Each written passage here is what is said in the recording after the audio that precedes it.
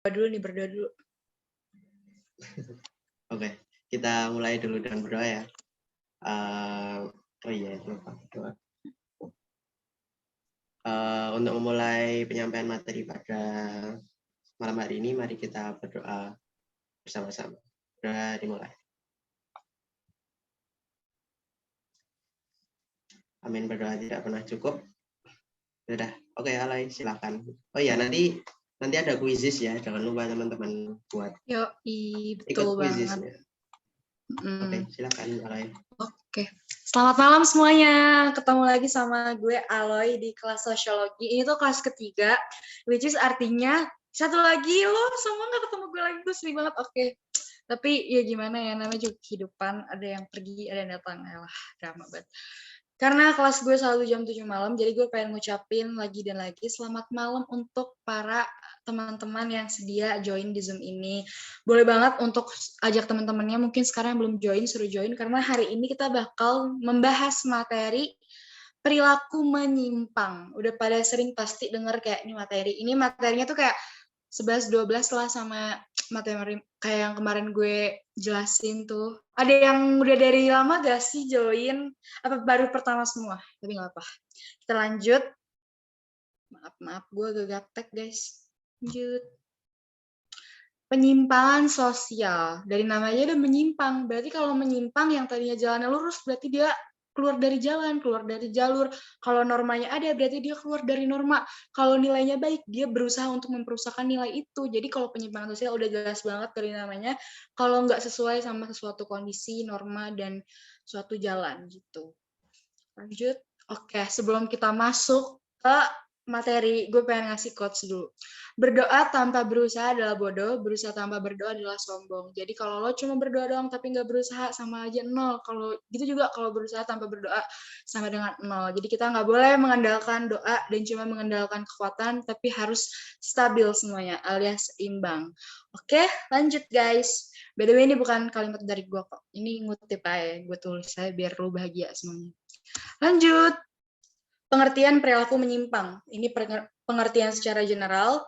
Perilaku menyimpang adalah pelaku yang melanggar atau tidak sesuai dengan norma-norma yang ada dalam suatu sistem sosial.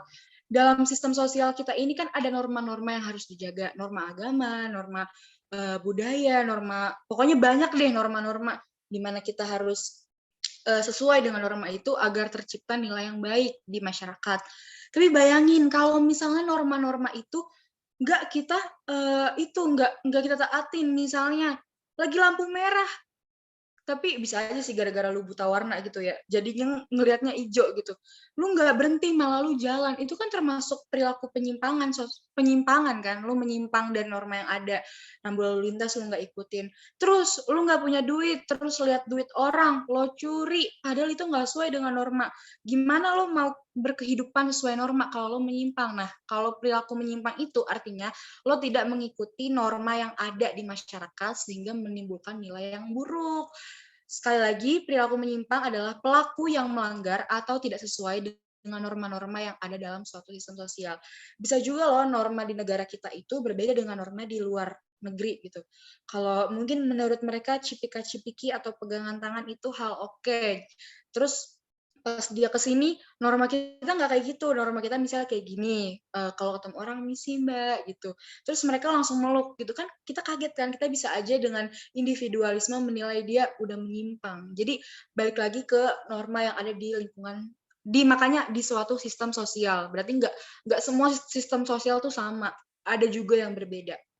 Makanya itu, pokoknya gitu deh guys. Beda-beda ya norma di setiap negara, setiap daerah. Di Jogja beda, di Jakarta beda. Mungkin kalau di Jogja ngomongnya kayak gimana, ngomong bahasa yang di Jakarta dibawa ke Jogja itu kayak melanggar norma di daerah sana. Ada juga yang boleh gitu. Jadi pentingnya adaptasi dalam sosiologi supaya kita nggak melakukan perilaku menyimpang tersebut. Jadi kita kenalin dulu tuh norma-norma, peraturan-peraturannya yang boleh kita lakuin sama enggak. Oke, lanjut ya. Pengertian menurut beberapa ahli. Ini gue ambil dari catatan tempat les gue yang dimana ini orang berdua nih paling sering muncul di soal gitu. Jadi karena gue lihat-lihat soal juga, jadi gue taruh di sini. Menurut Robert MZ Lawang, tindakan yang menyimpang norma, maksudnya perilaku menyimpang adalah tindakan yang menyimpang norma dalam sistem sosial dan melibatkan usaha untuk memperbaikinya. Jadi menurut Robert ini nih, perilaku menyimpang tuh tindakan yang nggak sesuai sama norma. Cuma dengan abis dia ngelakuin, dia pengen memperbaikinya. Kayak misalnya lo ketahuan nyontek nih sama guru BK lo ya. Lo ketahuan nyontek pas ulangan akhir semester, lu udah panik nih, aduh gue udah tahu nih gue salah nih, gue nyontek. Lu ngapain? Lo minta maaf, lo datang ke ruang BK, lo bilang, maaf ya Bu, saya nyontek, besok saya nggak lakuin lagi deh. Itu termasuk usaha untuk memperbaikinya. Jadi kalau menurut si Robert nih, perilaku menyimpang adalah tindakan yang menyimpang norma dalam sistem sosial dan melibatkan usaha untuk memperbaikinya. Pokoknya ingat, kalau melibatkan usaha berarti pengertian dari Robert MZ Lawang. Yang kedua, ini yang sering muncul juga, namanya James Van der Zerden. Perilaku menyimpang adalah tindakan yang tercela dan di luar batas toleransi. Masing-masing orang itu mempunyai boundariesnya masing-masing dan mempunyai batas toleransinya masing-masing. Bisa aja menurut kita sesuatu hal itu lumrah-lumrah, tapi menurut orang lain hal yang kita anggap biasa saja itu menurut dia nggak lumrah gitu, nggak biasa gue diginiin. Jadi menurut gue lo salah gitu. Sampai kayak lo baru pacaran PDKT-nya cuma 2 detik. Bisa aja semuanya kagak sesuai kan tuh. Makanya kayak ih dia salah, ih gue baper gitu-gitu kan. Makanya beda-beda orang beda juga menurut mereka perilaku menyimpang kita. Jadi sekali lagi kita harus adaptasi supaya tidak terjadi hal yang tidak diinginkan. Oke, gue ulang dari awal. Pengertian perilaku menyimpang menurut general adalah pelaku yang melanggar atau tidak sesuai dengan norma-norma yang ada dalam suatu sistem sosial. Ingat, suatu sistem sosial bukan berarti semua tempat itu normanya sama, terus peraturannya sama. Enggak. Lanjut ke pengertian yang kedua tadi, menurut Robert MZ Lawang, perilaku menyimpang adalah tindakan yang menyimpang norma dalam sistem sosial dan melibatkan usaha untuk memperbaikinya. Dan menurut James Van der Zerden, perilaku menyimpang adalah tindakan yang tercela dan di luar batas toleransi. Begitu guys. Coba dong kalian kasih contoh satu tindakan yang menyimpang norma dalam sistem sosial dan melibatkan usaha untuk memperbaikinya. Di kolom chat aja nanti gue baca. Tulis sekarang jawabannya. Kalau tadi gue contohnya nyontek, terus dia minta maaf. Kalau menurut lo apa lagi tuh yang selain itu? Nggak boleh nyontek lagi. Lanjut. Ingat ya, jawab ya, sumpah gue lihat di chat. Nah, di dalam perilaku menyimpang itu juga ada teorinya. Teorinya tuh banyak. Yang pertama nih kita sebut, teori labeling. Teori ini disampaikan oleh Edwin M. Lemert. Gue nggak tahu cara bacanya, Lemert atau Lemert. Intinya namanya Edwin M. Lemert. Buruan tadi gue kasih soal, jawab itu ya. Balik lagi nih. Menurut Robert MZ Lawang, jawab nih, gue belum lihat nih, chatnya baru 2 doang. Tindakan yang menyimpang norma dan sosial dan melibatkan usaha untuk memperbaikinya. Kasih contoh satu. Lanjut lagi. Teori perilaku menyimpang yang pertama yang kita bahas itu adalah teori labeling. Teori ini disampaikan oleh Edwin M. Lemert. Dan menurut dia, menurut teori ini maksud gue, penyimpangan terjadi karena pihak tersebut mendapat cap atau julukan dari masyarakat. Gitu. Coba lo bayangin kalau lo lagi main sama temen lo main berenam nih. Lu udah datang berlima sama temen lo. Terus ada nih si namanya misalnya Rudy nih. Jangan Rudy deh, jelek banget namanya. Ulang. Namanya misalnya Niall James Horan nih. Temen lo namanya Niall. Terus tiba-tiba dia telat datangnya. Secara nggak langsung ada temen lo bilang, ih dasar lo si telat gitu.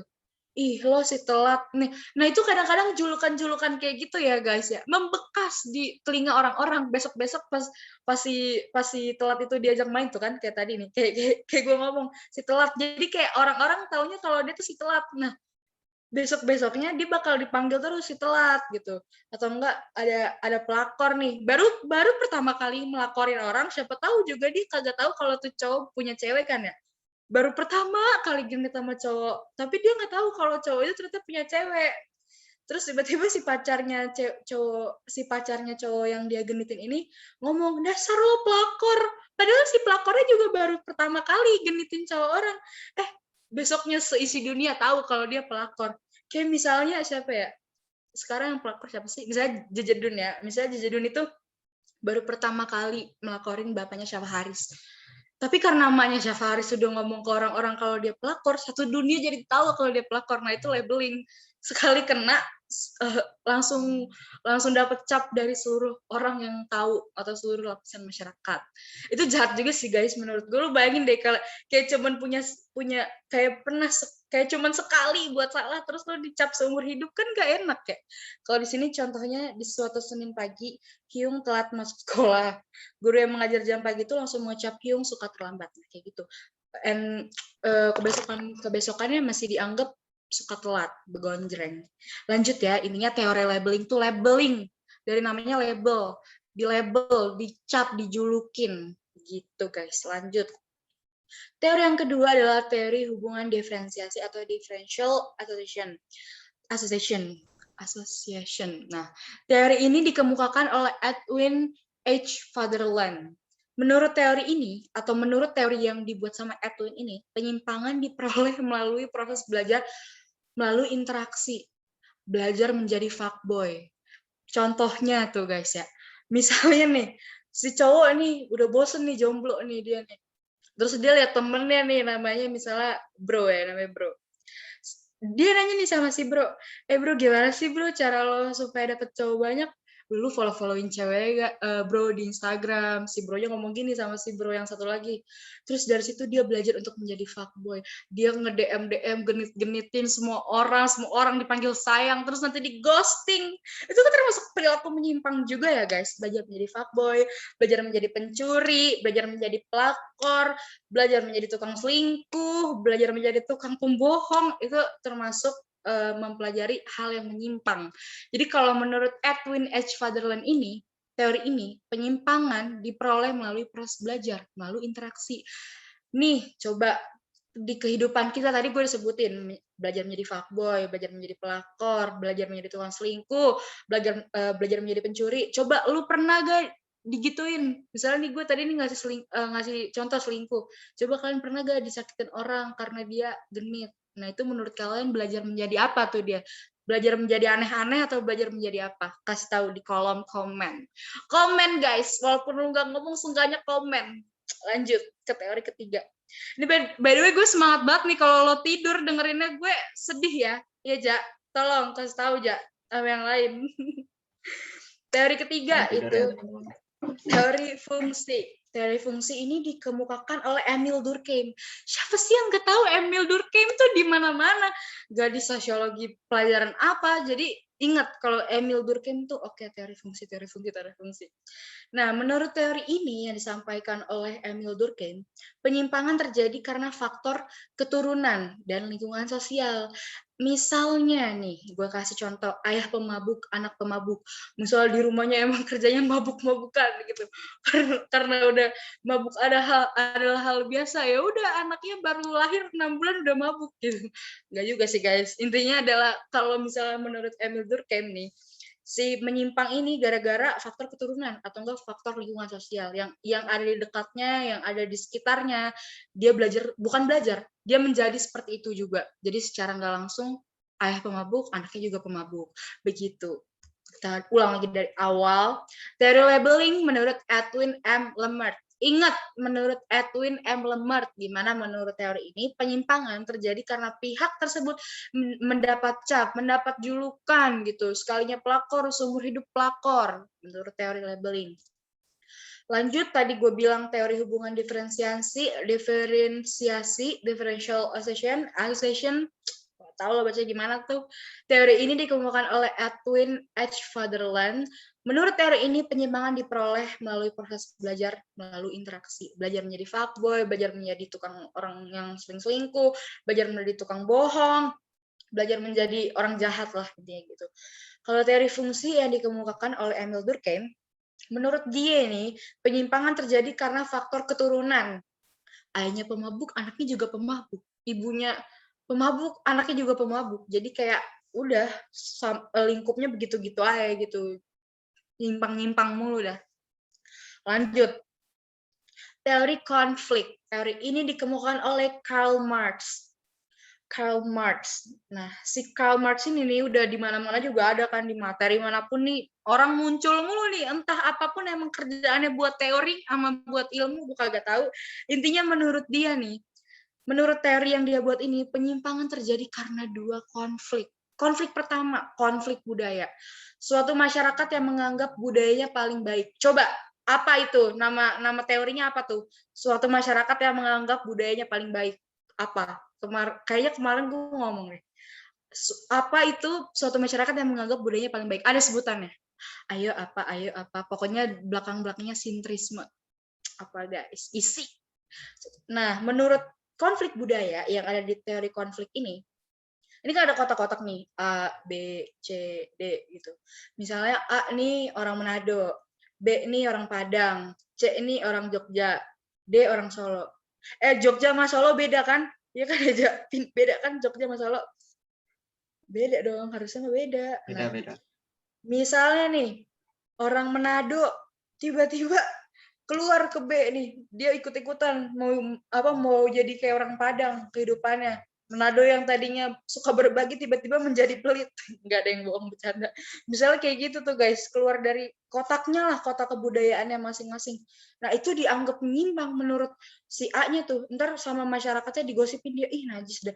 Dia ngapain sih ikut-ikutan ke B? Pokoknya kalau menurut konflik budaya, itu kalau keluar dari kebudayaannya, itu kok jadi masalah, jadi konflik, jadi menyimpang. Nah, menurut konflik budaya begitu, guys. Yang kedua, konflik kelas sosial, norma dan penyimpangan yang dibentuk untuk melindungi kelas penguasa. Kita sebagai orang Indonesia, siapa lagi yang nggak tahu kalau misalnya kita ini selalu pasti orang yang di atas kita, orang yang lebih kaya, orang yang mempunyai kekuasaan, mempunyai hak lebih banyak untuk bergerak, untuk berbicara, untuk menyatakan pendapat, untuk melakukan pemilihan dan lain sebagainya. Dan kadang suatu undang-undang, suatu norma yang diciptakan, suatu peraturan itu hanya untuk melindungi kelas penguasa. Makanya kenapa sering ada demo, sering ada marah-marah tuh rakyat tuh gara-gara apa? Gara-gara setelah dibaca peraturannya kenapa hanya menguntungkan pihak sebelah gitu. Nah, ini kalau menurut si teori konflik, menurut si Karl Marx ini adalah konflik kelas sosial di mana norma dan penyimpangan yang dibentuk untuk melindungi kelas penguasa. Gonjreng. Kita ulang lagi guys dari awal karena short term memory ya, kita harus mengulang terus. Pertama, ada teori labeling. Menurut Edwin M. Lemert, menurut teori ini penyimpangan terjadi karena pihak tersebut mendapat cap, mendapat julukan, mendapat panggilan jelek, sekali pelakor seumur hidup pelakor, sekali tukang selingkuh seumur hidup selingkuh gitu. Tapi guys, tahu gak? Ini gue pernah denger nih dari guru les inten gue. Biasanya orang yang mendapatkan labeling itu karena dia udah sering terjulukin seperti itu, jadi dalam mindset-nya itu dia kayak gitu juga. Pernah gak sih lo dengar kalau misalnya anak nih dididik nih, terus dibilang kamu bodoh banget sih gitu. Nah besok-besoknya dia menganggap dirinya bodoh dan gak berusaha. Jadi gue pengen bilang kalau kalian semua lulus PTN semua sih, siapa tahu kepikiran gitu ya di pikiran kalian, jadi lulus PTN beneran. Mana aminnya saudara-saudara, di komen amin dulu baru gue doain beneran. Intinya begonjreng ya guys. Kalau teori labeling tuh kadang-kadang dapat mengatur mindset. Jadi orang yang dijulukin itu menganggap dirinya seperti itu juga. Jadi begitu. Jadi gue doain nih dasar calon PTN. Aminin dah tuh. Yang kedua, teori hubungan diferensiasi. Menurut Edwin H. Federland. Ingat namanya, Edwin H. Federland. Menurut teori ini, penyimpangan diperoleh karena proses belajar melalui interaksi gitu. Belajar menjadi fuckboy, belajar menjadi tukang bohong, belajar menjadi genit gitu. Itu termasuk hubungan diferensiasi, begonjreng. Terus yang ketiga, teori fungsi. By the way, begonjreng itu artinya begitu ya. Dan yang ketiga, teori fungsi. Teori ini dikembangkan oleh Emil Durkheim, bapak-bapak yang selalu ada di mana-mana. Menurut teori ini, penyimpangan terjadi karena faktor keturunan dan lingkungan sosial yang paling dekat gitu. Ayah pemabuk, anak pemabuk. Ibu tukang pelakor, anaknya pelakor gitu. Begitu. Lanjut tadi yang terakhir, teori konflik yang dikemukakan oleh Karl Marx. Menurut teori ini, penyimpangan terjadi karena dua konflik. Konflik budaya, yang tadi itu suatu masyarakat yang menganggap budaya paling baik, Apa tadi udah dijawab belum tuh? Ntar gue cek. Kalau misalnya keluar dari kotak itu berarti artinya menyimpang. Yang kedua dari teori konflik itu konflik kelas sosial, di mana norma dan penyimpangan dibentuk untuk melindungi kelas penguasa. Kelas penguasa paling iye dah pokoknya. Lanjut guys. Ini sebenarnya materinya itu sih apa namanya nggak banyak-banyak amat. Makanya gue bikin satu PPT-nya satu tulisan biar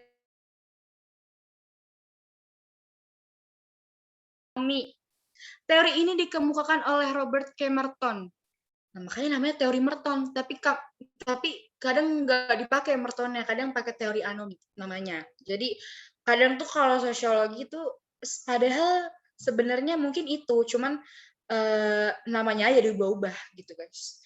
Menurut teori ini, maaf ya tiba-tiba kalau ada yang teriak atau gimana gitu ya. Oke maaf. Lanjut. Menurut teori ini, penyimpangan terjadi karena adanya ketidakharmonisan suatu tujuan dengan cara untuk mencapai tujuan tersebut. Nah, di teori ini itu banyak, perhatiin baik-baik. Sekali lagi, teori Merton atau anomi yang dikemukakan oleh Robert K. Merton, menurut teori ini penyimpangan terjadi karena adanya ketidakharmonisan suatu tujuan dengan cara untuk mencapai tujuan tersebut. Jadi tujuan sama caranya tuh beda total. Kita lanjut. Apa aja yang ada di teori Merton ini? Ini banyak, tolong perhatikan. Ini kita serius sih guys. Yang pertama, konformitas. Sebenarnya kalau lo lihat di Google atau lo lihat di buku gitu, teori penjelasannya akan sedikit rumit. Cuman ini gue perjelas, persingkat agar apa? Agar kita semua mengerti. Jadi gue jelasinnya pakai bahasa manusia. Konformitas adalah mengikuti tujuan dan cara yang disepakati masyarakat. Tujuan dan cara yang disepakati masyarakat. Contoh, tujuan menjadi kaya. Caranya ialah berusaha dan berdoa. Tujuan menjadi pintar, caranya ialah berusaha dan berdoa. Tujuan mempunyai pacar, caranya ialah berdoa dan mempercantik diri. Tujuan menjadi apa lagi? Tujuan menjadi alim. Caranya adalah sholat 5 waktu, pergi ke gereja, pergi ke vihara, pergi ke pura. Itu adalah konformitas, mengikuti tujuan dan cara yang disepakati masyarakat. Ingat, konformitas, tujuan dan cara yang disepakatin. Ingat ya guys ya. Terus yang kedua, ritualisme, ritual. Meninggalkan tujuan, tapi melakukan caranya. Contoh, berusaha dong, kerja siang pagi dong, tapi nggak tahu tujuannya buat apa. Sama aja kayak lu nabung di tabungan ayam, tapi lu nggak tahu nih, kalau udah 50 juta duit gue dikemanain. Begitu. Jadi kalau ritualisme, dia nggak punya tujuan, tapi ngelakuin caranya gitu. Kayak contohnya ini berusaha dong, tapi nggak tahu tujuannya apa. Nabung sampai berjuta-juta tapi nggak tahu buat apa gitu. Yang ketiga, inovasi. Mengikuti tujuan, tapi caranya melanggar norma. Contoh, tujuan kaya, caranya korupsi. Tujuan dapat nilai bagus, caranya nyontek. Kan nggak banget gitu guys ya. Tujuan ikut simak UI, caranya joki. Nggak boleh begitu ya guys ya. Tolong, nggak boleh kayak gitu. Kita harus jujur. Orang jujur disayang Tuhan. Amin. Yang keempat, retreatisme, pengasingan diri, meninggalkan tujuan dan cara yang ditetapkan.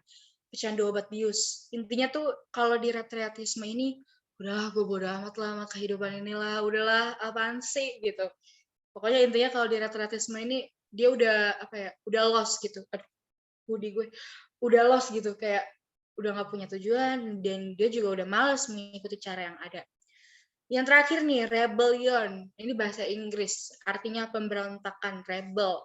Meninggalkan tujuan dan cara untuk mencapai sistem baru, reformator. Nggak terima gue sama pemerintahan sekarang, presidensial apaan sih? Gue pengen buat pemerintahan gue sendiri. Namanya pemerintahan ala gue. Gitu. Jadi kayak dia memberontak gitu untuk menciptakan suatu sistem yang baru.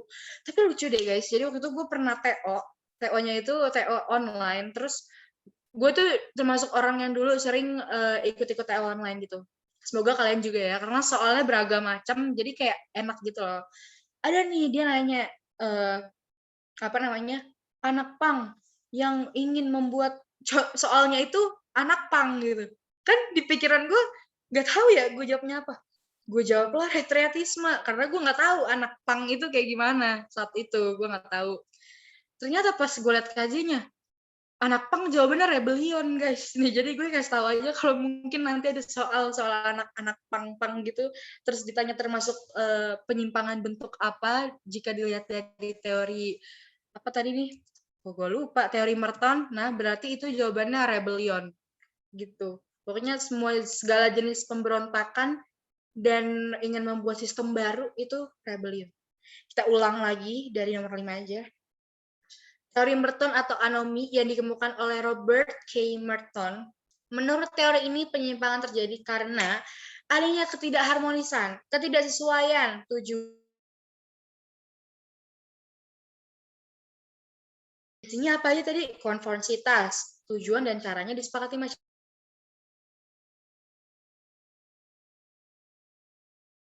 Terus mau dapat pacar, berdoa dan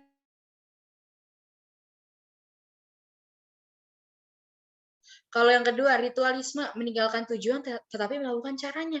Berusaha dong, tapi ya kalau dapat duit banyak kayak gue nggak tahu duit gue mau gue apain. Berdoa doang siang pagi malam, tapi sebenarnya gue doain apaan sih gitu kalau ritualisme. Ketiga, inovasi, mengikuti tujuan tapi caranya melanggar norma. Tujuannya kayak korupsi, tujuannya lolos SIMAK UI tapi joki. Tujuannya nilai bagus tapi nyontek. Nah, itu inovasi. Tujuannya bagus, tapi caranya tidak bagus. Jadi, jangan begitu, guys. Yang keempat, retreatisme atau pengasingan diri, di mana dirinya udah lost. Meninggalkan tujuan dan cara yang ditetapkan. Pecandu obat bius, pecandu obat-obatan terlarang, minum Panadol 1 strip langsung. Udah nggak tahu mau ngapain dirinya kan. Terus yang terakhir adalah rebellion, pemberontakan, meninggalkan tujuan dan cara untuk mencapai sistem baru. Reformator, dan tadi contoh yang soal yang gue dapet anak pang. Tapi kalau di sini ada anak pang, gue nggak tahu ya guys, kalian begitu apa enggak. Soalnya sih jawabannya rebellion soalnya. Ini belum pada tidur kan? Kok gue lihat ini kagak ada yang ngecat nih. Pada tidur lu semua ya? Bangun nggak lo? Bangun. Lanjut. Nah, kita ke penyebab. Tolong kita harus semangat, guys. Kita harus semangat, oke? Biar ilmunya masuk ke otak, kita harus semangat. Ini gue semangat banget loh. Yang ketiga, penyebab. Nah, kalau penyebabnya tuh ada apa sih? Penyebab yang pertama, sosialisasi tidak sempurna. Agen sosialisasi, artinya agen itu yang melakukan sosialisasi, tidak melakukan fungsi dan perannya dengan baik, sehingga individu mengalami kegagalan dalam memahami norma. Contohnya nih, orang tua yang cuek banget, cuek bebek deh pokoknya tuh orang tuanya. Jadinya menurut anaknya itu, ya udah nggak apa-apa gue cuek, gue juga cuek, soalnya orang tua gue juga cuek, orang tua gue juga tidak memerhatikan. Jadi dia orangnya jadi sama gitu, karena menurut dia cuek adalah hal yang benar. Itu karena sosialisasi tidak sempurna. Orang tua tidak mengajarkan caranya menabung, sampai gede dia kerjaannya menghambur-hamburkan duit tuh. Karena menurut dia menabung tidak penting. Jreng. Nanti jadinya jatuh kismuin gitu. Jadi kalau dari dalam atau tidak melakukan fungsi dan perannya dengan baik, itu namanya sosialisasi tidak sempurna, guys. Begitu. Lanjut, kedua, sosialisasi subkebudayaan yang menyimpang. Kelompok masyarakat yang memiliki norma berbeda yang cenderung menyimpang. Contohnya, gue sama Reja, sama siapa nih, gue sebut nih namanya ya.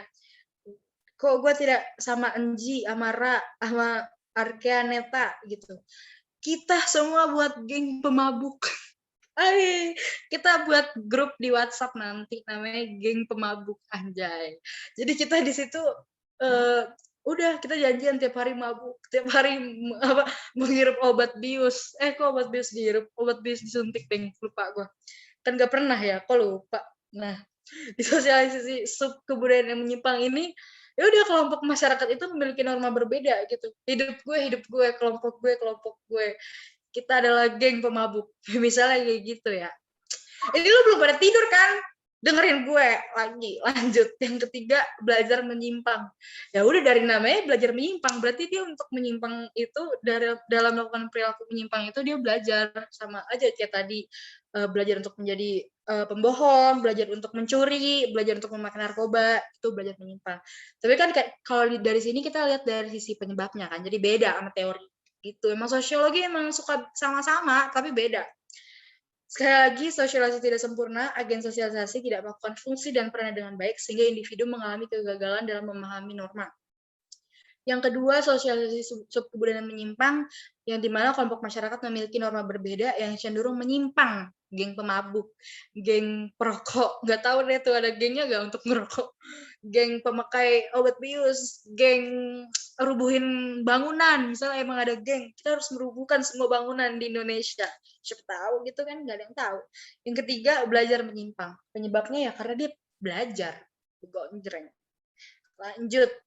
Ngerti kan saudara-saudara semua yang ada di sini 65 orang, oh my god, ngerti kan lo maksud gue? Ngerti gak? Ngerti dong. Lanjut.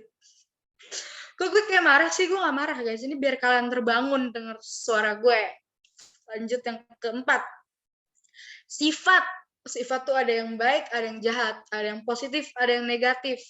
Kalau penyimpangan juga ada yang positif, jangan kira-kira lo cuman jahat, kagak. Penyimpangan tuh ada yang positif, dampaknya baik, mengarah kepada inovasi, kreativitas alternatif. Kayak bahasanya baku banget ya, inovasi, kreativitas alternatif. Intinya kalau penyimpangan yang bersifat positif ini adalah penyimpangan yang dampaknya tuh baik. Contohnya, Reja, main yuk, ayo jam 12 hari Jumat main lu, kalau lu nggak main sama gue, awas lu. Terus dia bohong. Kan bohong menyimpang tuh kan dari norma, kan dilarang bohong di dunia ini kan guys. Reja ngomong, Loy, sorry banget Loy, gue sakit, gue gak bisa keluar. Ternyata dia bohong supaya apa? Karena dia sholat Jumat guys. Kan baik kan tuh, dia sholat Jumat, makanya dia bohong. Dia gak enak ngomong sama gue, karena gue orang Kristen gitu, dia gak enak kalau dia ngomong kalau dia sholat, nanti dikira apaan sih gitu. Jadi untuk menghasilkan dampak yang baik, itu biasanya penyimpangan. Bisa juga kayak, lu pernah gak sih surprisein teman ulang tahun? Ya kan? Kalau surprisein teman ulang tahun, masa lu jujur mau ngomong surprisein? Besok gue surprisein lu ya, gitu. Gak mungkin kan? Terus kayak, lu bohong dulu, lu ngendep-ngendep di rumahnya, terus baru happy birthday, gitu. Jadi, penyimpangan positif itu, gue pengen sendawa dah. Penyimpangan yang menghasilkan dampak yang baik. Yang kedua, negatif, dampaknya buruk dan merugikan, melanggar norma. Ya banyak, kalau penyimpangan yang hasil negatif tuh banyak. Jangan seperti hidup kita ya guys, kita harus lebih banyak positifnya daripada negatifnya, oke? Tapi gue pengen nanya, coba kasih contoh penyimpangan positif di chat, jawab semuanya di chat. Gak boleh surprisein, gak boleh sholat Jumat, gak boleh yang tadi gue sebutin intinya. Coba penyimpangan positif menurut kalian tuh ada apa aja? Kasih tahu. Kalau negatif ada banyak tuh, mencuri, berbohong, selingkuh, pelakor dan lain-lain gitu. Iya, boleh Es. Mungkin kamu mau menjawab secara on mic. Apa kepencet nih Raisa-nya dia? Kepencet ya kayaknya. Halo, Es. Kamu mau jawab gak penyimpangan positif itu? Ada apa contohnya? Kenapa namanya S sih? Gue tebak nama lo Steven. Gak ada yang gak tahu. Mau nanya mungkin. Lanjut kali ya, kalau kepencet doang. Oke, kalau gitu dimaafin kepencetnya.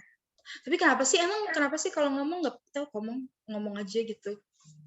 Oke deh, lanjut. Gue hitung sampai 3. 1, 2, 3. Oke. Lanjut guys. Jenis penyimpangan. Ini sebenarnya perilaku menyimpang nih materi dikit banget sekali lagi. Jadi kita udah sampai aja nih ke jenis penyimpangan. Menurut kekerapannya itu frekuensi guys. Jadi sinonimnya kekerapan tuh kalau nggak salah ya, nggak pasti benar nama frekuensi pokoknya sinonimnya. Nah menurut kekerapan atau frekuensi, jenis penyimpangan primer, pelanggaran ringan, bersifat sementara, masih bisa dimaafkan dan ditolerir, dan gaya hidup tidak didominasi oleh penyimpangan. Contohnya, sekali menyontek, sekali telat, sekali selingkuh, sekali pelanggaran rambu. Intinya yang masih bisa dimaafin lah sama hati, yang masih bisa, oh ya udahlah nggak ngape gitu. Itu kalau yang menurut kekerapannya yang primer. Penyimpangan primer menurut kekerapannya itu ringan, sementara, masih bisa dimaafin. Pokoknya segala penyimpangan yang masih bisa dimaafin. Nggak mungkin kan pembunuhan dimaafin ya kali. Nggak mungkin. Nah, kalau itu masuknya kemana? Masuknya ke sekunder. Pelanggarannya berat, berulang terus-menerus, tidak dapat dimaafkan dan ditolerir. Gaya hidup didominasi oleh penyimpang. Contohnya, pembunuhan, si tukang pembunuhnya, ngebunuhin orang udah 1000 manusia dibunuh. Waduh, itu mah sekunder plus-plus itu, bukan sekunder doang. Kita namain sekunder plus-plus. Terus addicted dengan minuman keras. Addicted tuh addicted apa ya bahasa Indonesianya? Pokoknya addicted dah sama minuman keras. Mau kayak apa ya? Apa sih addicted tuh bahasa Indonesia? Ketagihan. Iya, ketagihan. Oh ya, ketagihan sama minuman keras, lalu merugikan orang lain, yaitu memperkosa, membunuh. Jangan salah, orang mabuk itu, lo pernah dengar gak sih berita-berita waktu, mungkin sekarang lo jarang ya nonton TV, tapi ayo guys, kita harus nonton TV. Kalau misalnya di TV tuh kadang suka ada berita bunuh diri karena mabuk, pembunuhan terjadi karena seorang pemuda mabuk, kecelakaan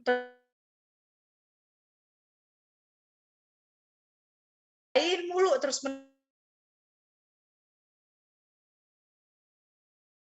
sekunder,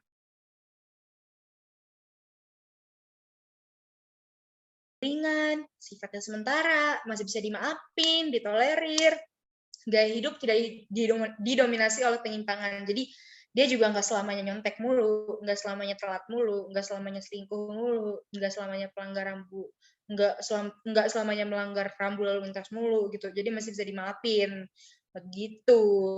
Kan lu pada punya pacar nih, kadang kalau diselingkuhin juga lu maafin kan? Tuh, nggak salah dong gue nulis ini di primer, ya nggak? Bener nggak gue? Siapa di sini yang berani selingkuhin terus maafin? Pasti banyak.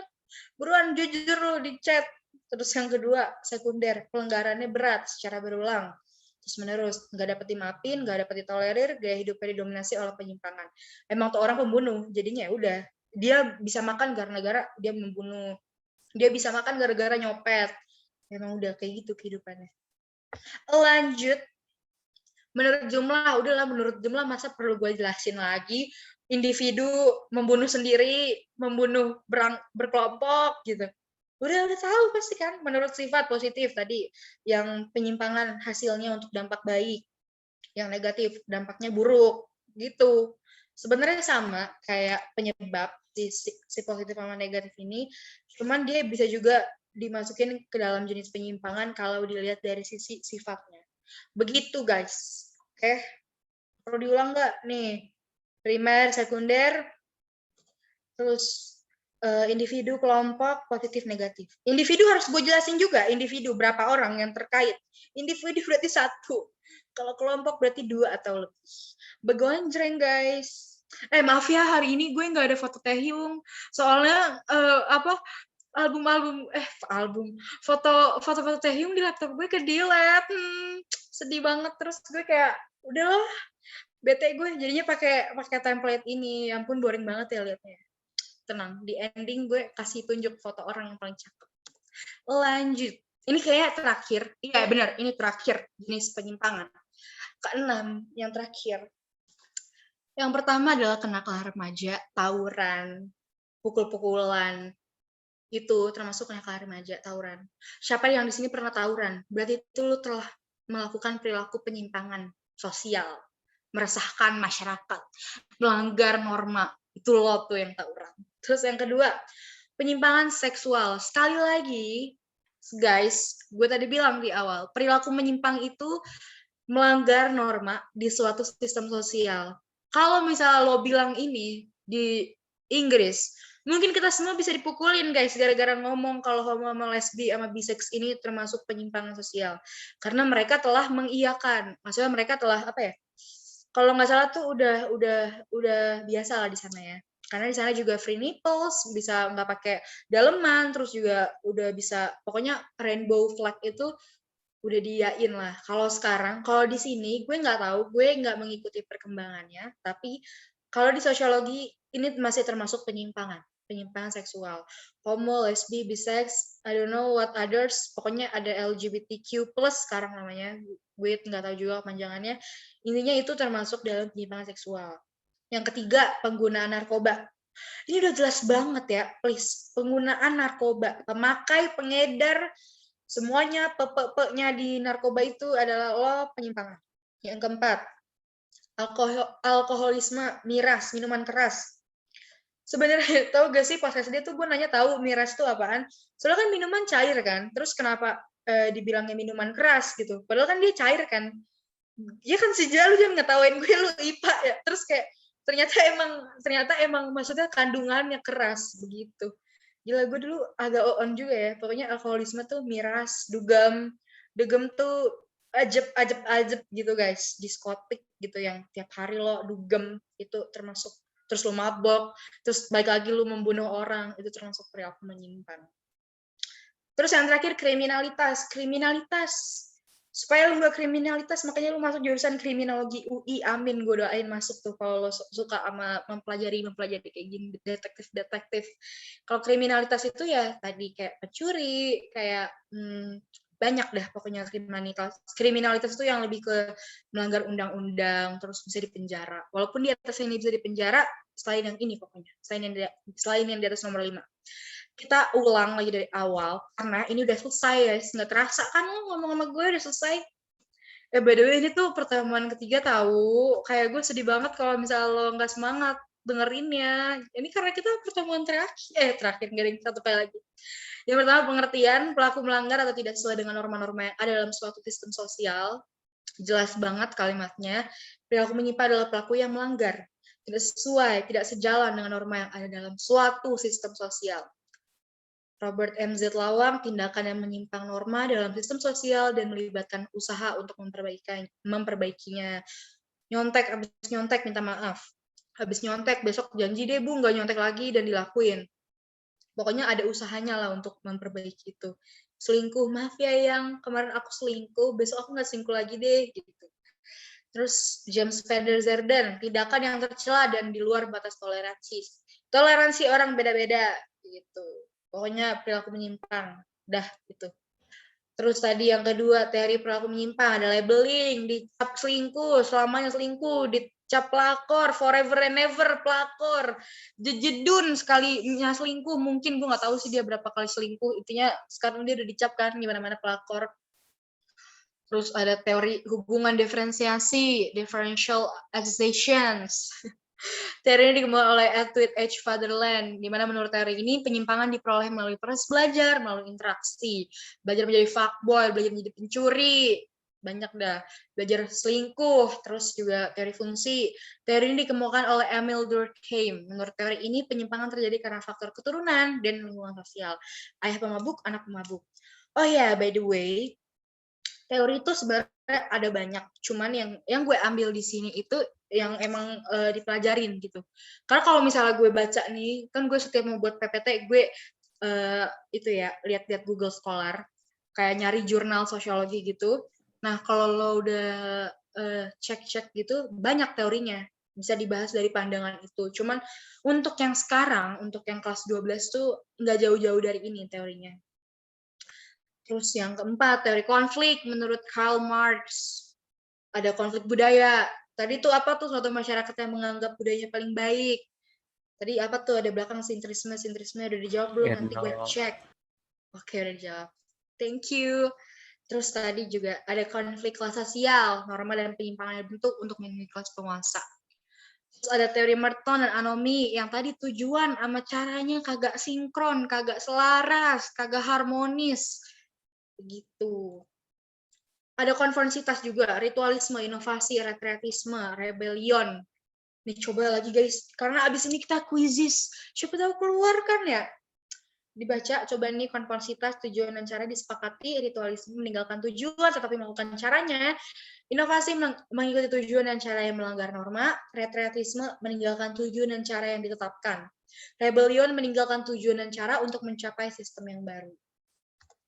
Terus ada penyebabnya, sosialisasi tidak sempurna, agen sosialisasi tidak melakukan fungsi dan peran dengan baik, sehingga individu mengalami kegagalan memahami norma.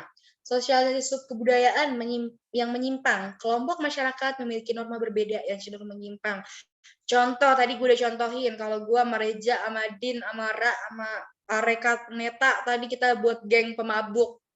Nah, yang ketiga tuh belajar menyimpang. Terus ada sifat tadi positif dan negatif, ini udah jelas ya.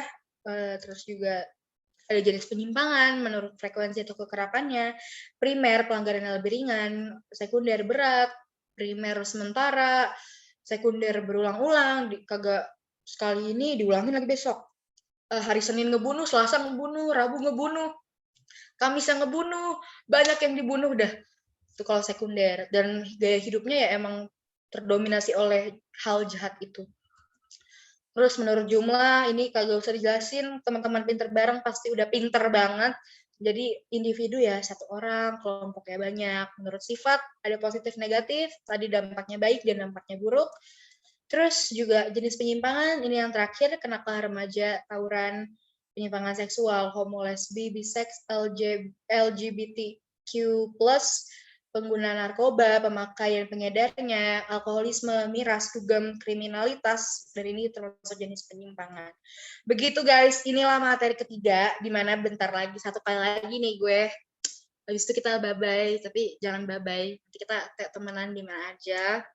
Terus sekali lagi gue pengen doain, semoga kalian bisa menyusul gue di UI. Gue kemarin udah dapet jakun guys, jadi gue doain kalian yang mau UGM, yang mau UI, yang mau ITB, yang mau UB, UNER. Oke, sekianlah presentasi malam ini. Semoga kalian ngerti apa yang gue omongin. Sekali lagi gue dengan senang hati selalu membantu. Dari kalian juga ada yang sering nge-DM gue, nanya-nanya soal. Gue akan membantu kalau gue tahu. Tapi kalau MTK, tolong banget, kemarin ada yang nanya MTK ke gue. Gue pengen nangis jawab. Untungnya gue bisa untungnya yang ditanya peluang. Coba kalau yang lain stres gue. Intinya itu, dan jangan lupa gue mau promosi, follow unscripted.bgt. Thank you guys. Gue tunggu di UI. Yay, begonjreng. Jadi gimana? Unsh.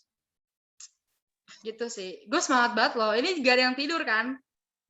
Enggak, ini pada rame di chat ini tadi. Apa? Ada rame di chat kok. Oh, rame. Awas aja kalau semua tidur ya. Kak, tips and trick UTBK dong, Kak.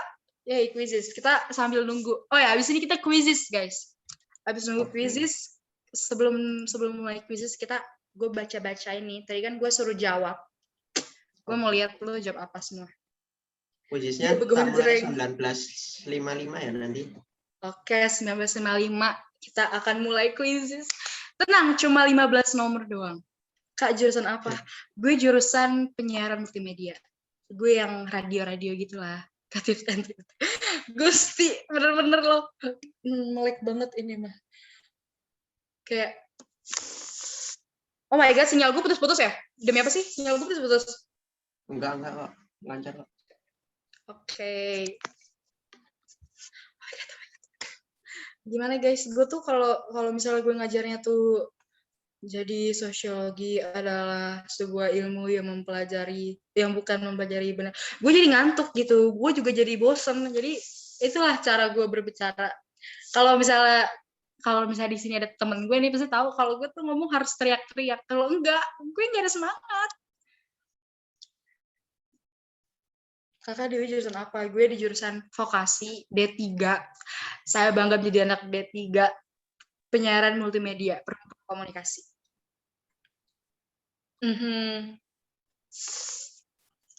Kayaknya gue takut deh kalau putus-putus. Kak, bikin les, Kak. Gila lo, mau lo modalin gue? Lo mau modalin gue? Nanti kalian jadi orang Batak, guys, seketika kalau gue buat les. Kak, introvert apa extrovert? Lo lihat aja sendiri dari cara gue ngomong, Bambang. Menurut lo gue apa? Pendiam gue. Oh iya. Intinya tolonglah jangan tanya peluang lah ke gue lah. Kemarin ada yang nanya MTK ke gue. Gue bingung jawabnya apa. Mau gue jawab ngarang? Gak mungkin kan. Untung masih ada catatan gue. Jangan lupa. Gue takut banget kalau ada mau nanya dong tiba-tiba gue liat angka. Aduh. Pusing kepala gue. Begitu, PPT-nya bisa dibagiin nggak, gengs? Dibagiin kok. Sangat sih kata stok ada PPT, ada perpisahan. Waduh, galau banget masuk kriminologi. Banyak saingannya, saya tidak lolos. Kenapa nih ITB Pride? Kenapa lo nggak pede? Kriminologi banyak saingannya. Enggak banyak saingannya. Karena semua saingannya juga mikir kayak gini nih. Enggak. Ayo, bisa. Coba semuanya. Lu bayangin ya, kalau misalnya lo insecure, pasti orang-orang juga lagi insecure. Jadi karena mereka insecure, biarlah lo yang percaya diri sendiri. Iya sih. Karena pasti banyak yang mikir nggak bisa. Jadi lo harus jadi salah satu yang mikir bisa. Nggak boleh setengah-setengah. Nggak boleh setengah-setengah. Alkoholisme gak Kak, soalnya memabukkan dan buat kecanduan. Gue nggak putus-putus kan, woy? Enggak kok. Nunggu Subjin bukan V.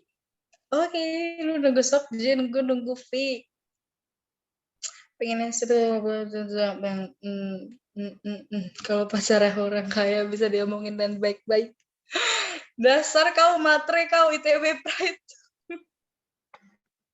Di sini kita kuisis tahu, soalnya gampang. Karena kan kalian kemarin request tuh soal dari gue kepanjangan tulisannya. Udah gue bikin benar-benar singkat. Jadi awas aja kalau masih ada yang salah ya. Nggak punya pacar Kak, carilah. Gue juga nggak punya pacar. Rumit. Gue juga nggak punya pacar, woy. Ini aku start sekarang aja, terus biar nunggu pada join aja gitu ya. Oke. Pertama kali ikutan nih Kak. Parah banget. Kak beda etnosentrisme, primordialisme, apa beda nih. Abis kamu ngerjain nanti kita bahas soalnya, oke? Siapa nih yang ngechat gue?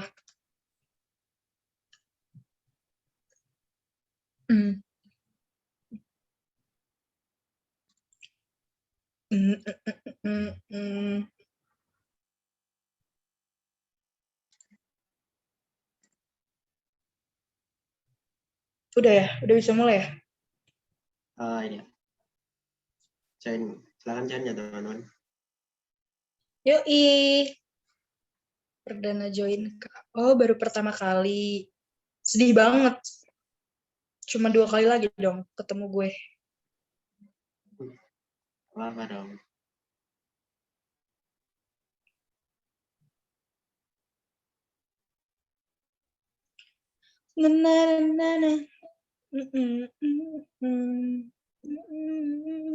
Why can you open me like that?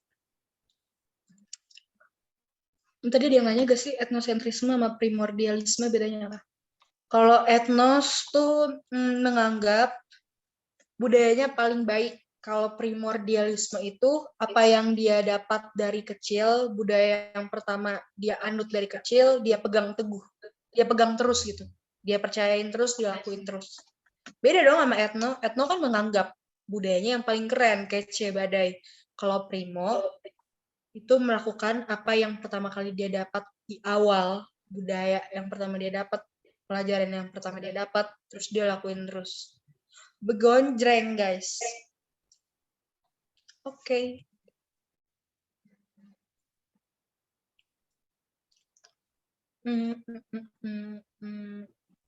Ternyata banyak yang 2022 ya, angkatan 2022. Kenapa? Banyak yang angkatan 2022. Oh iya. Keren.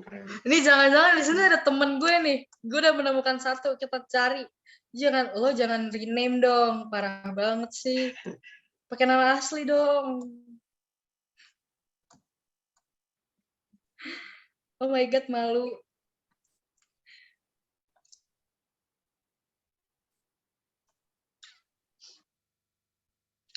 Guys, kalian nggak ngantuk kan?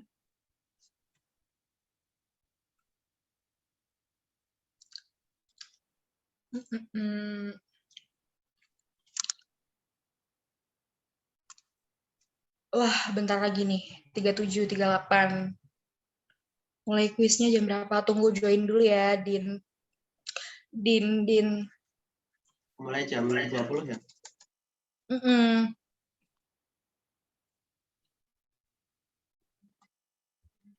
Kirimin lagi link.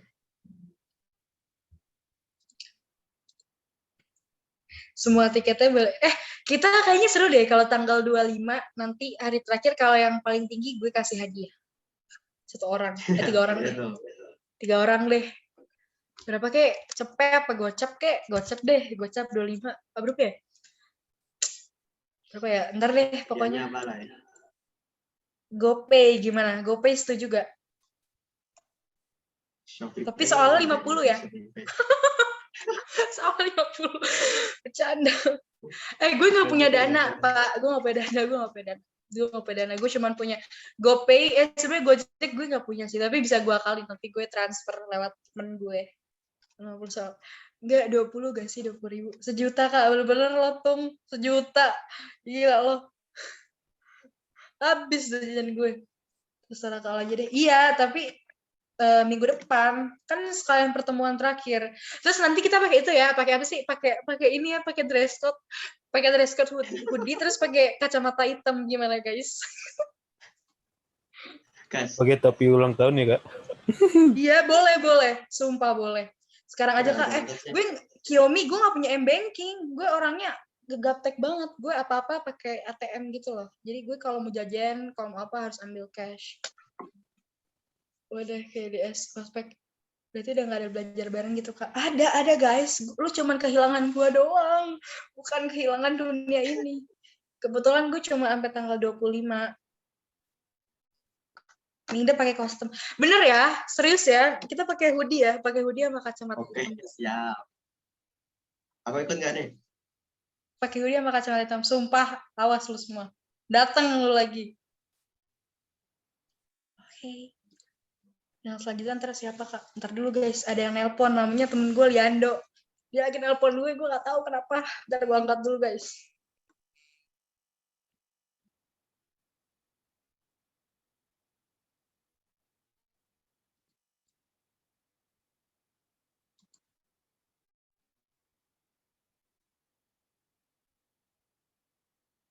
Oke, ada 47 orang. 2 menit lagi ya. Oke, tunggu.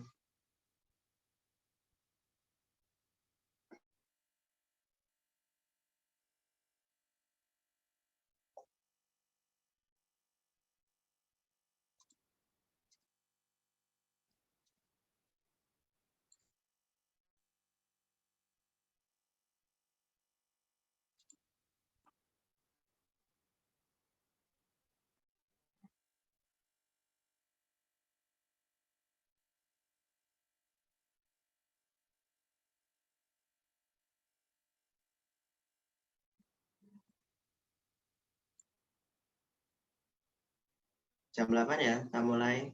Oke, guys. 20. 1 menit lagi. Mantap. Kapan mulai, Kak? Ini bentar lagi. Kacamata hitam malam-malam gelap. Iya, nggak apa-apa. Kalau nggak punya kacamata hitam, pakai kacamata merah. Kak izin live ya. Dadah ITB Pride. Oke. Sedih banget lu live. Mau masuk teknik ya? Nggak jadi SBM ya? ITB itu ada sosumnya. Iya, ITB cuma satu doang sosumnya. Oke, udah jam 8 pas. Ini teman-teman masih ada yang mau join nggak ya? Kalau masih mau ada yang join, open mic aja biar ditunggu. Kalau nggak ada, mulai aja.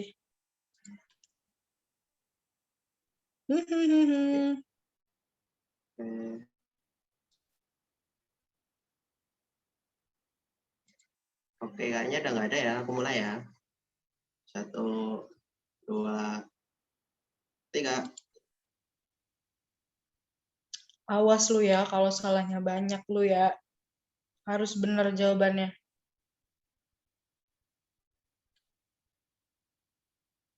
Silakan.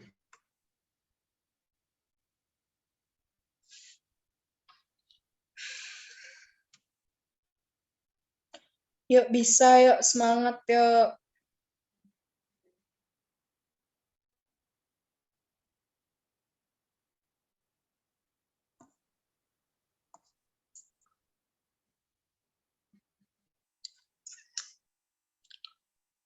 Mana nih? Nanti kita bisa lihat kan ya? Bisa. Nanti hasilnya bisa.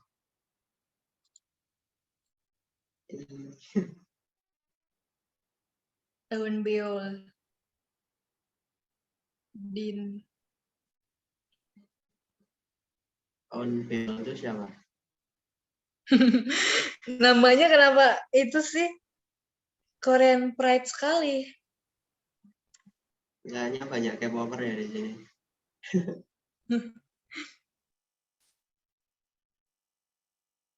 Ya cara ya Bang, hadiahnya nganu.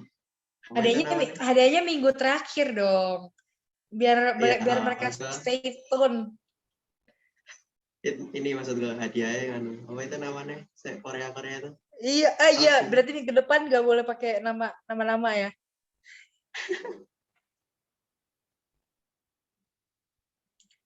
MF Bian psikologi asik, mau masuk psikologi.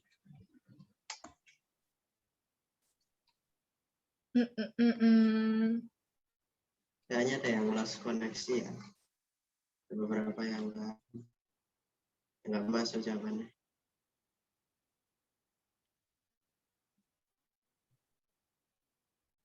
Lima 15 soal gak sih? Iya gak sih?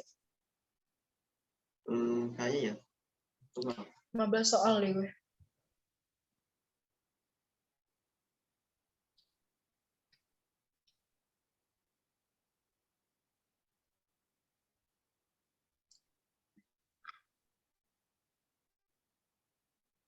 Waduh, koneksiku jelek. Iya nggak apa-apa, Beb. Mantan, nggak apa-apa mantan. Nggak apa-apa. Nanti kita bahas-bahas aja. Mantannya saya.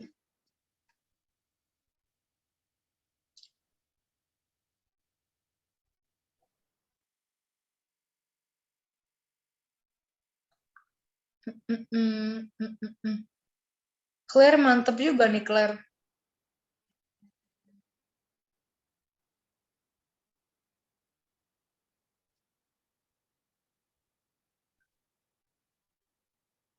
Oh my God. Susah gak sih? Enggak kan?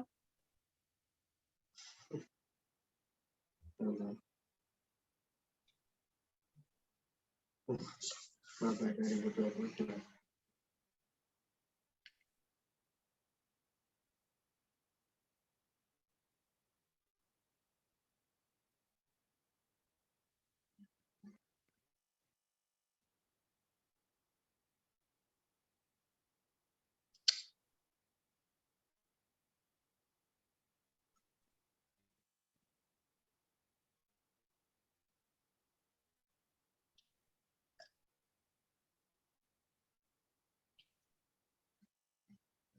Bahwa 2022 kayaknya udah selesai.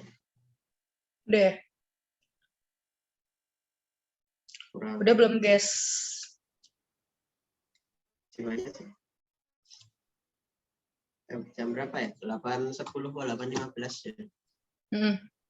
Kayaknya pada cepat sih. Asik, teman-temanku semuanya pintar sekali kalian.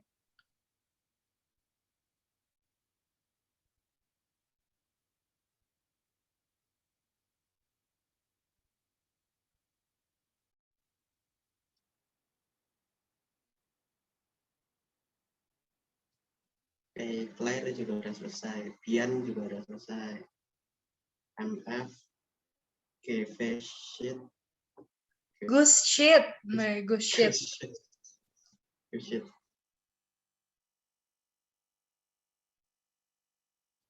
Udah. Jago lu semua. Nggak kayak kemarin lo, awas lo yang jawab komunis. Kemarin gue masih kepo. Siapa yang jawab komunis? Pencet sih katanya.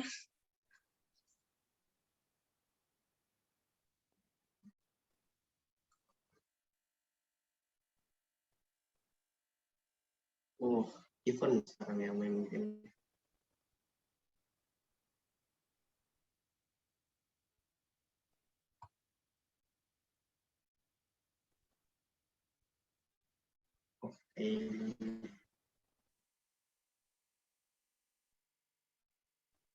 Nah, beberapa ada yang mana ya?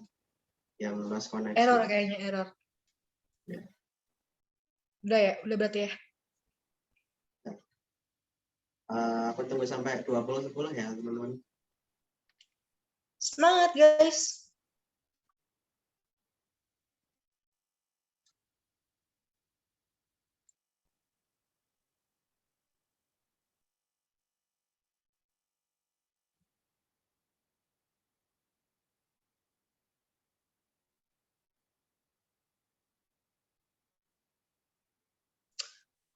Oh my God, aku jatuh cinta.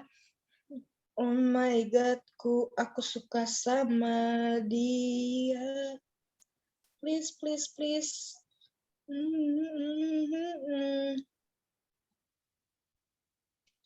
Untuk jadi kasihku selama-lamanya. Rasa cintaku ini, cinta pertama ini. Kan ada yang nonton Putih Abu-Abu gak sih dulu? Gue favorit gak tau. Kisah cintaku di putih abu-abu. Gak kawan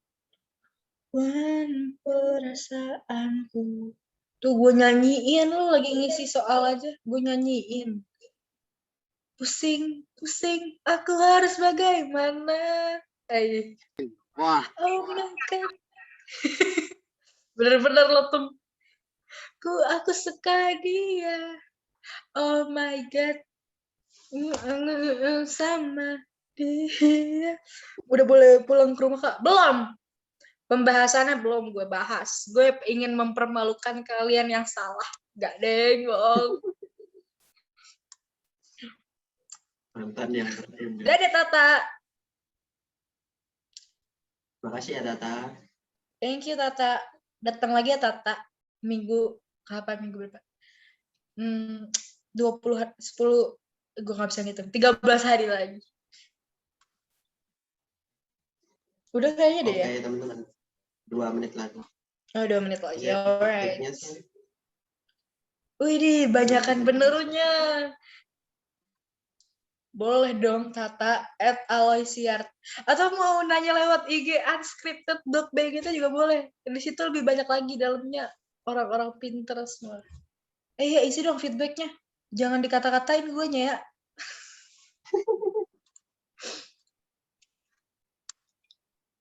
Rasa cintaku ini, cinta pertama ini. Oke, satu menit IG lagi. kakak tadi apa, Kak? Ini gue ketik. Aloysiart atau unscripted.bg. Ya, semangat ya. Tapi bener Aloysiart sih, kalau unscripted tuh lu kalau mau nanya MTK nanti bisa temen gue yang jawab. Aloysiart aja guys kalau mau ke gue. Tapi follow dong teman-teman unscripted, tugas kuliah, tugas project sama teman SMA gue. Ayo follow. Love you. Love you.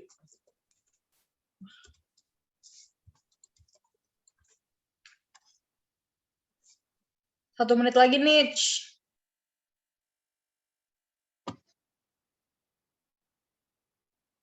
Widih, ada Mbak Song Hye Kyo ngisi tugas gue. Waduh, keren lu Song Hye Kyo. Oke, teman-teman udah 20:10 nih. Udah nih kayaknya nih. Ngisi ya? N aja N. Nah, tambah 1 menit guys. Kayaknya masih ada yang ngisi.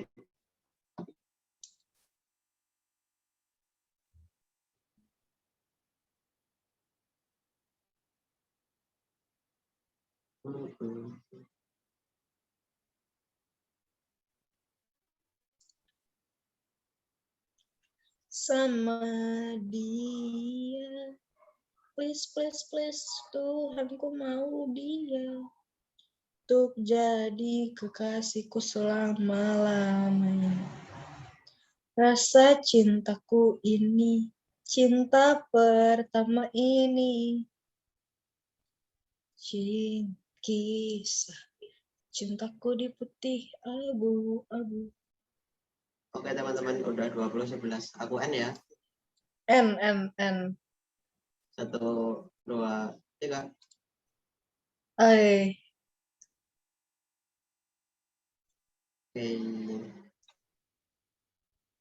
Ada fanboy Ayu, Dian Psikologi dan Even.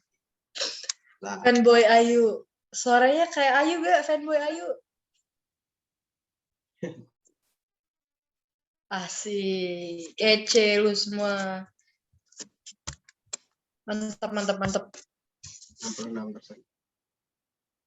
Biasanya mau dibahas kan? Ya dibahas aja. Masih ada waktu nih, banyak, lumayan lah. Oke, kalau ini udah tahu ya jawabannya, saudara-saudara. Jawabannya adalah Robert MZ Lawang. Kalau ada yang jawab Aloy, oh nggak ada. Oke, puji Tuhan nggak ada yang jawab Aloy. Gue kira lu bakal jawab Aloy gitu. Kemarin ada yang jawab komunis, siapa tahu ada yang jawab Aloy.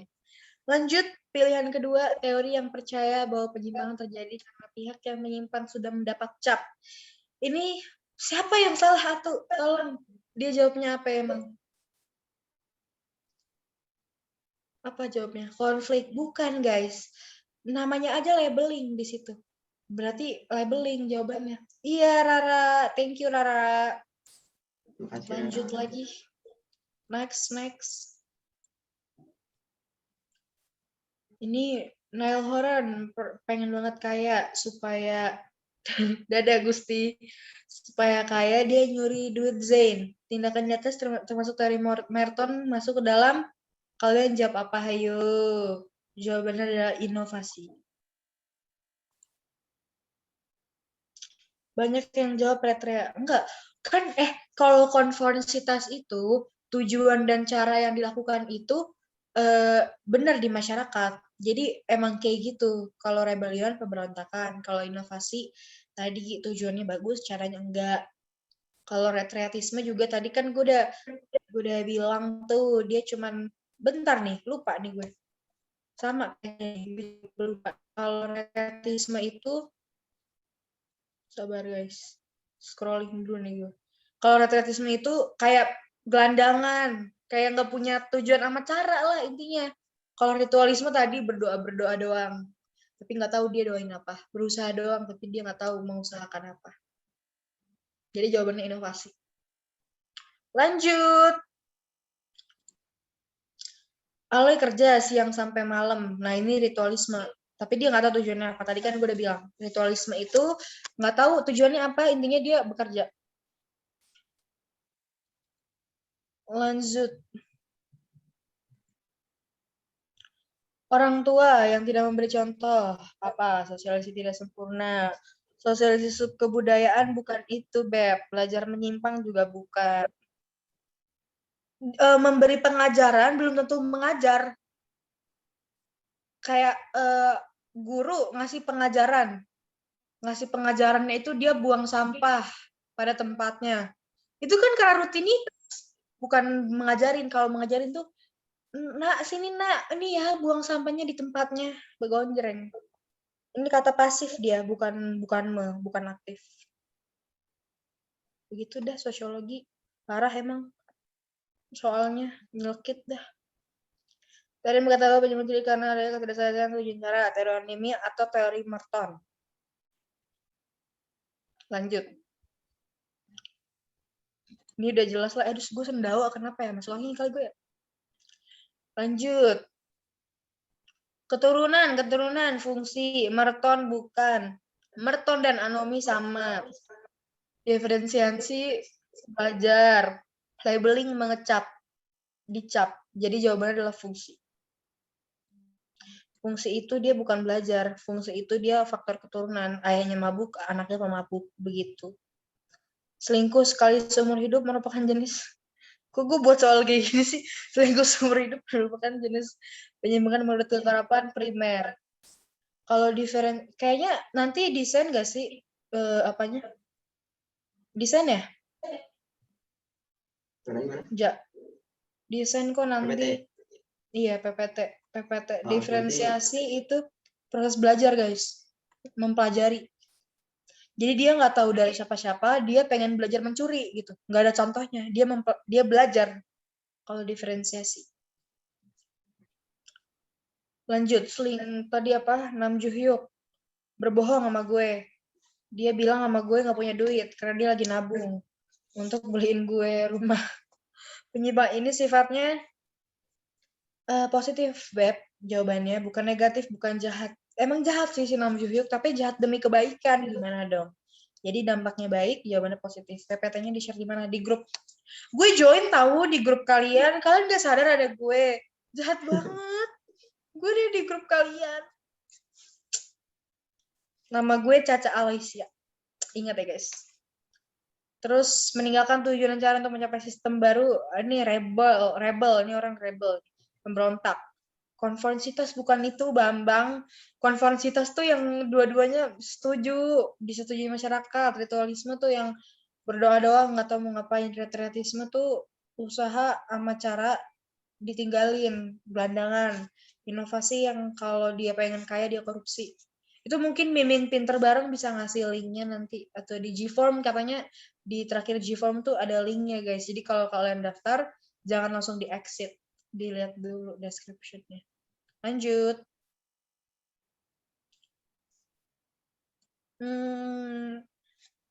Apa lagi? Unsur dalam komunikasi. Yang menerima pesan. Ini salah itu tahu. Salah KJ. Jawabannya komunikan. Oh, komunikan. Oh. Jadi yang komunikan kalian benar. Lanjut. Untung nggak ada yang jawab komunis nih. Kalau ada yang jawab komunis mau gue cari itu siapa tuh? Perubahan sosial terjadi secara cepat, revolusi. Masih ada yang jawab evolusi. Masih ada yang jawab cepat sama proses. Orang menurut caranya. Lanjut, jawaban revolusi. Tidak ada koma, revolusi titik. Perubahan sosial secara cepat. Terus, teori perubahan sosial yang percaya bahwa perubahan sosial terjadi berulang-ulang. Jawabannya adalah siklus. Betul sekali. Spiral ini pengecoh doang, karena siklus bentuknya kayak spiral, guys. Kalau linear yang dia naik terus. Lanjut. Ini sebelumnya gue udah bilang kan di awal kalau nanti setiap pertemuan pertanyaannya akan gue kombinasiin dengan pertanyaan yang pernah gue jelasin. Jadi kita mengasah daya ingat. Perubahan sosial menurut hasil ada 2, yaitu guys, direncanakan atau tidak direncanakan itu adalah caranya. Apa ya? Beda dia. Kalau dikehendaki kayak lo dapat bunga, lo menghendaki itu kan, lo kayak seneng kan, itu hasilnya. Besar dan kecil juga bukan, struktural proses bukan, evolusi dan revolusi menurut waktu. Salah. Lanjut. Teori ini adalah dalam teori klasik. Teori ini percaya bahwa perkembangan masyarakat selalu mengarah ke satu titik kemajuan, itu teori perkembangan atau teori linear. Perkembangan itu sama dengan teori linear. Nah, ini teori ini dalam teori klasik karena teori itu ada 2 dalam perubahan sosial. Pertama teori klasik dan kedua teori modern. Teori klasik itu ada teori linear dan atau perkembangan dan ada juga teori siklus. Teori modern itu ada teori modernitas, ada teori sistem dunia, dan juga terakhir ada teori dependensi atau ketergantungan. Tuh, gue masih inget, Bambang. Nanti deh di-share PPT-nya. Oke, 15 itu dia soal kita hari ini. Tanggal 25 atau tanggal berapa tuh gue lupa. Gue membahas materi terakhir. Kalian bertemu dengan gue. Jangan kangen sama gue, guys. By the way, itu dong, stop share screen. Gue pengen lihat nama-nama kalian supaya gue inget dalam tidur gue. Enggak, deng. Intinya, ini adalah pertemuan ketiga. Pertemuan terakhir nanti tanggal 25. Kayaknya ya, seinget gue sih gitu. Jadi kalian datang, jangan lupa karena gue ada hadiah dan kita pakai dress code, oke? Boleh Vina nanti minta aja sama admins.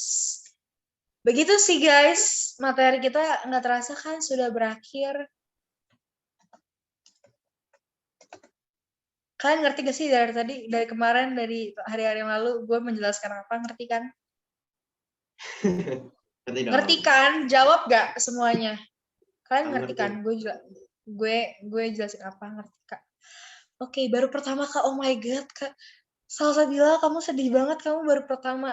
Tenang, ada di YouTube Pinter Bareng. Subscribe dan like.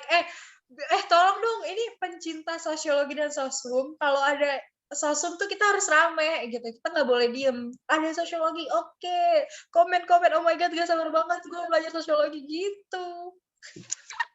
Ekonomi juga, geografi juga. Pokoknya kita harus semangat, guys. Karena kalau nggak salah Hamin berapa ya? Hamin udah mau bentar lagi kan UTBK. Kalian kalau misalnya Sekarang yang dibutuhin adalah semangat. Kenapa pertemuan selanjutnya terakhir, Kak? Karena emang UTBK bentar lagi, guys. Jadi udah ada jadwal yang lain juga di pinter bareng. Kalian kan harus mempelajari ekonomi dan MTK dan geografi juga. Betul bukan, Reja? Masa sosiologi doang? Gitu. Hamin 31, oh my god, bentar lagi. Oh ya, by the way, ini kita masih mempunyai waktu. Iya gak sih, Ja? Jadi, kalian mungkin ada yang mau nanya-nanya, silahkan bertanya. Tadi soalnya gue nggak sempat ke atas. Iya, betul banget. Jam 9 nih, banyak banget. Masih banyak banget waktunya. Kecuali emang asik. On cam kali. Aduh, gue kayak orang on gini, on cam berdua doang. Sosial kalau ajarin ke Aloy. Lino lo jangan kayak gitu, gue jadi malu. Intinya begitu deh. Telat apa nih? Jangan-jangan di sini ada adik kelas gue ya di 44. Aduh, gue malu deh. Nanti kalian, gue kan kayak kalau ketemu gitu, muka gue jutek banget, Ja. Oh gak sih? Kayak gitu deh. Tidak sebaik seperti kalau ngomong. Makasih ya, Printa. Nanti kita buat bimbel. Kita buat bimbel sendiri. Canda. Kayak izin pulang duluan ya. Makasih banyak, Aloy. Thank you. Kita foto dulu kali aja. Iya gak sih? Oke, boleh. Nggak mau on cam apa? Lu semua sedih banget. Gue sedih banget tahu. Ayo dong on cam. Gue ngeliat snapgram yang lain pada on cam. Lu benar-benar lu on cam dong. Gue sedih nih. Ayo on cam. Gak pakai baju, Kak. Pakai dulu bajunya. Elah. On cam kayak gue sedih. Orang yang belajar kimia aja on cam. Parah lu. Ayo dong, Ja, kita foto. Karena buat kenang-kenangan. Siapa tahu gitu. Kita bertemu di jalan. Sapa gue kalau ketemu.